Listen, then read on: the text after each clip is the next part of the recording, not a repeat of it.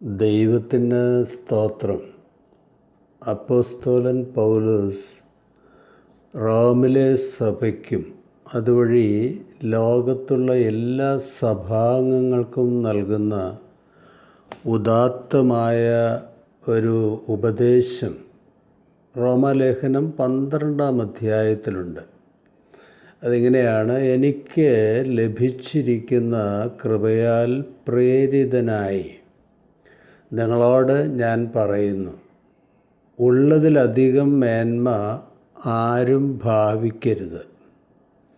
മറിച്ച് ദൈവം ഓരോരുത്തർക്കും നൽകിയിരിക്കുന്ന വിശ്വാസത്തിൻ്റെ അളവനുസരിച്ച് വിവേകപൂർവം ചിന്തിക്കുവിൻ.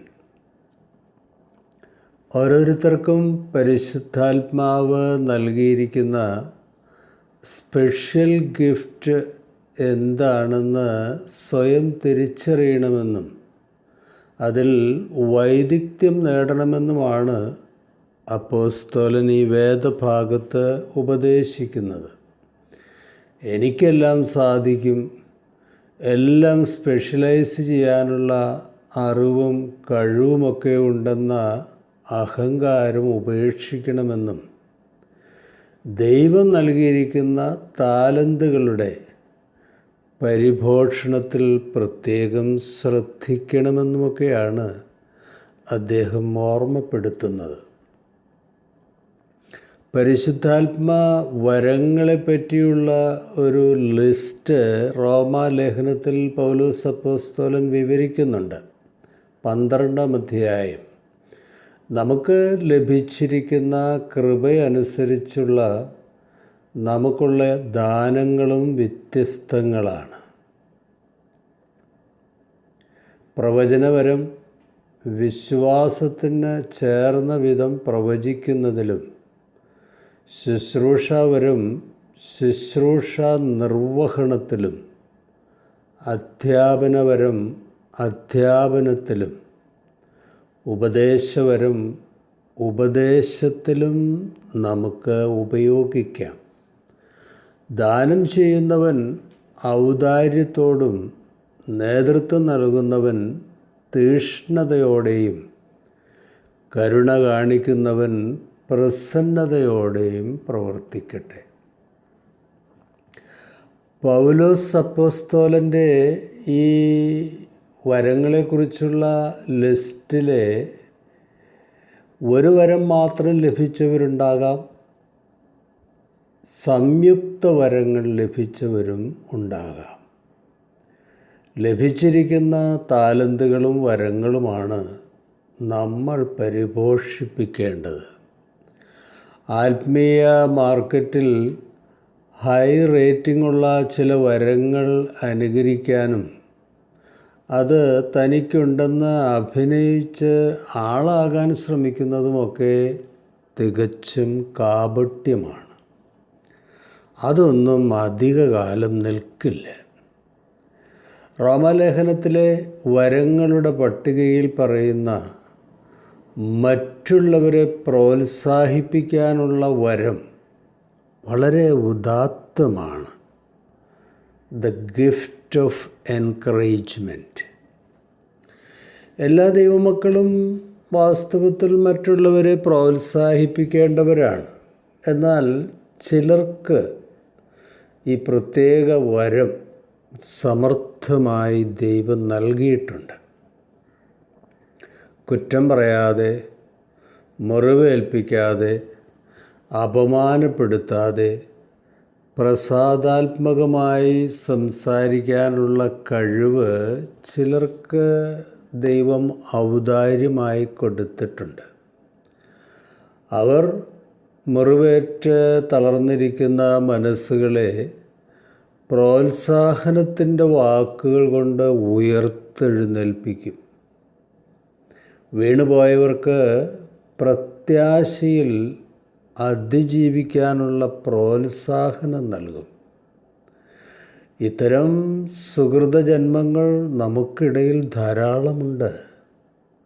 ദൈവത്തിൻ്റെ വിശിഷ്ട സ്വഭാവം വിളങ്ങുന്ന സാത്വിക വിശുദ്ധരാണ് ഇവർ. സങ്കീർത്തനം 147. അവിടുന്ന് ഹൃദയം തകർന്നവരെ സൗഖ്യപ്പെടുത്തുകയും അവരുടെ മുറിവുകൾ വച്ച് കെട്ടുകയും ചെയ്യുന്നു. അതെ, പ്രോത്സാഹനവരം തികച്ചും ദൈവീക ഗുണമാണ്. അത് സമർത്ഥമായി സ്വീകരിച്ചവരും മറ്റുള്ളവർക്ക് പങ്കിടുന്നവരുമൊക്കെ സുഹൃതജന്മങ്ങളാണ്. കുറ്റവാളിയും തടവുപുള്ളിയുമായിരുന്ന ഒനേസിമോസിനെ പ്രത്യാശയിൽ ഉറപ്പിച്ച് യഥാസ്ഥാനപ്പെടുത്തിയത് പൗലോസ് അപ്പോസ്തലൻ്റെ പ്രോത്സാഹനവും ഉപദേശവുമാണ്. പ്രോത്സാഹനവരം അത്ഭുത കൃപാവരമാണ്. മറ്റുള്ളവരെ ഇൻസ്പയർ ചെയ്ത് അവർക്ക് ലഭിച്ച താലന്തുകളെ പരിപോഷിപ്പിക്കാൻ പ്രോത്സാഹിപ്പിക്കുന്ന ഒരു സമുന്നത വരമാണിത്. തൻ്റെ വത്സല ശിഷ്യനായ തിമോത്തിയോസിനെ പ്രോത്സാഹിപ്പിച്ചും ഉപദേശിച്ചും സഭയുടെ നേതൃത്വ പദവിയിലേക്ക് പൗലോസ് കൈപിടിച്ചുയർത്തിയത് നേതൃത്വത്തിലുള്ള എല്ലാവരും മനസ്സിരുത്തി വായിച്ചു പഠിക്കേണ്ട ആത്മീയ പാഠമാണ്. മഹാപുരോഹിതനായ തന്നോട് സംസാരിക്കാതെ കേവലം ഒരു ബാലനായ ശമൂവേലിനോട് ദൈവം സംസാരിച്ചപ്പോൾ അസൂയപ്പെടാതെ പ്രോത്സാഹനം കൊടുത്ത ഏലി പുരോഹിതൻ പഴയ നിയമത്തിലുണ്ട്. ഇദ്ദേഹം ആത്മീയ നേതൃത്വത്തിന് മാതൃകയാകേണ്ട വലിയൊരു പുരോഹിതനാണ്. ഗുരുവിനേക്കാൾ മീതെ ശിഷ്യനെ ചിലപ്പോൾ ദൈവം വളർത്തിയേക്കാം. അപ്പോൾ ക്രിസ്തീയ മനോഭാവമുള്ള ഗുരു അസൂയപ്പെടാതെ വലിയ മനസ്സോടെ അത് അംഗീകരിക്കുകയും പ്രോത്സാഹിപ്പിക്കുകയും ഒക്കെ ചെയ്യും. എന്നാൽ ശൗൽ രാജാവിൻ്റെ നിഷേധ മനോഭാവമുള്ളവർ അത് അംഗീകരിക്കാനും പ്രോത്സാഹിക്കാനും തയ്യാറാവില്ല. മാതാപിതാക്കൾ മക്കളെ ശപിച്ചും പീഡിപ്പിച്ചുമല്ല, സ്നേഹത്തിലാണ് തിരുത്തുകയും പ്രോത്സാഹിപ്പിക്കുകയും ചെയ്യേണ്ടത്.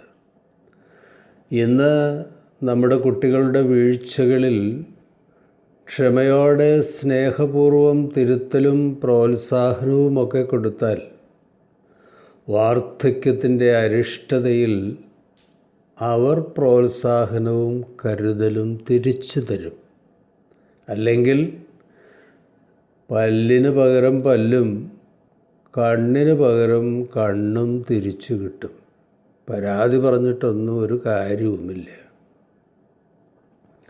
ജീവിത പങ്കാളിയുടെ പരിമിതികൾ പറഞ്ഞ് അപമാനിക്കുകയും പീഡിപ്പിക്കുകയും ചെയ്യുന്ന സ്വയനീതീകരണക്കാരായ പങ്കാളികൾ പ്രോത്സാഹനത്തിൻ്റെയും ദോഷത്തിൻ്റെ കണക്ക് സൂക്ഷിക്കാത്ത സ്നേഹത്തിൻ്റെയുമൊക്കെ സമീപനം സ്വീകരിച്ചാൽ അവരെ തിരുത്താനും വീണ്ടെടുക്കാനും കഴിയും.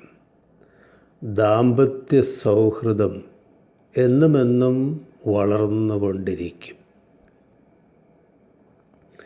ജനങ്ങളെ, വിശ്വാസികളെ ഭീഷണിപ്പെടുത്തുകയും ശപിക്കുകയും തള്ളിക്കളയുകയുമല്ല ഇടയത്വ നിയോഗം.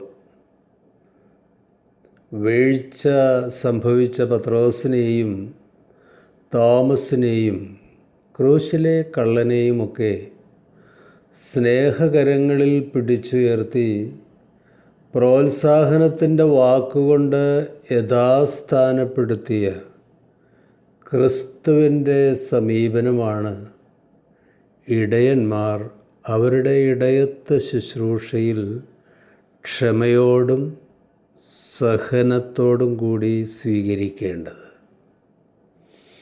സദാചാര പോലീസുകാരുടെ കൈകളിൽ നിന്ന് വീണ കൽക്കൂമ്പാരങ്ങൾക്കിടയിൽ നിസ്സഹായയായി കിടന്ന സ്ത്രീയോട് ക്രിസ്തു പറഞ്ഞു, കുട്ടി, ഞാനും നിന്നെ വിധിക്കുന്നില്ല. പോയിക്കൊള്ളൂ, മേലിൽ പാപം ചെയ്യരുത്. ഈ പ്രോത്സാഹനത്തിൻ്റെ വാക്ക് ഒരു പുതിയ സൃഷ്ടിയാകാനും വഴിമാറി നടക്കാനുമൊക്കെ അവൾക്ക് പ്രോത്സാഹനമായി. വീണവരെ വിമർശനത്തിൻ്റെ കല്ലുകൊണ്ടെറിഞ്ഞ് തകർക്കുന്ന സദാചാര പരീശർ പാപികളെ തേടി വന്ന ക്രിസ്തുവിൻ്റെ വീണ്ടെടുപ്പിലും യഥാസ്ഥാനപ്പെടുത്തലിലുമൊന്നും വിശ്വാസമില്ലാത്തവരാണ്.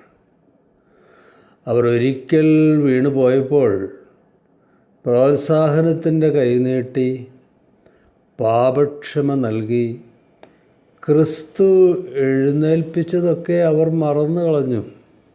ഇപ്പോൾ കല്ലുമായി പ്രതിയെ എറിയുവാൻ വൈരാഗ്യ മനോഭാവവുമായി നിൽക്കുകയാണ്. നമ്മുടെ മനസാക്ഷി കോടതിക്ക് മുമ്പാകെ വരുന്ന അനേകം കടക്കാരെ വിധിക്കുമ്പോൾ നീതിയുള്ള ന്യായാധിപനായ ക്രിസ്തുവിൻ്റെ സമീപനങ്ങൾ നമ്മുടെ ഓർമ്മയിലുണ്ടായിരിക്കണം. എന്തൊക്കെയാണത്? പാപം ചെയ്യാത്തവർക്ക് മാത്രമേ പാപികളെ കല്ലെറിയാൻ അർഹതയുള്ളൂ. രണ്ടാമത്, പാപം ചെയ്തവരെ വിധിക്കാതെ ക്രിസ്തുവിൻ്റെ പേരിൽ പാപക്ഷമ നൽകി മേലിൽ പാപം ചെയ്യാതിരിക്കാനുള്ള പ്രോത്സാഹനവും തിരുത്തലും നൽകണം. B encouraging. ദൈവമേ, വീണവരെയും വഴിതെറ്റിപ്പോയവരെയും എളിയവരെയും തുടക്കക്കാരെയുമൊക്കെ പ്രോത്സാഹനത്തിൻ്റെയും സ്നേഹത്തിൻ്റെയും വാക്കുകൾ കൊണ്ട് ബലപ്പെടുത്തി പ്രത്യാശയിൽ ഉറപ്പിക്കാനുള്ള വലിയ മനസ്സും കൃപയും തന്ന് ഞങ്ങളെ അനുഗ്രഹിക്കണമെന്ന് യേശു കർത്താവിൻ്റെ വിസ്മയ നാമത്തിൽ അപേക്ഷിക്കുന്നു. കൃപയോടെ കേൾക്കണമേ. ശുഭാശംസകളോടെ എ പി ജോർജച്ചൻ.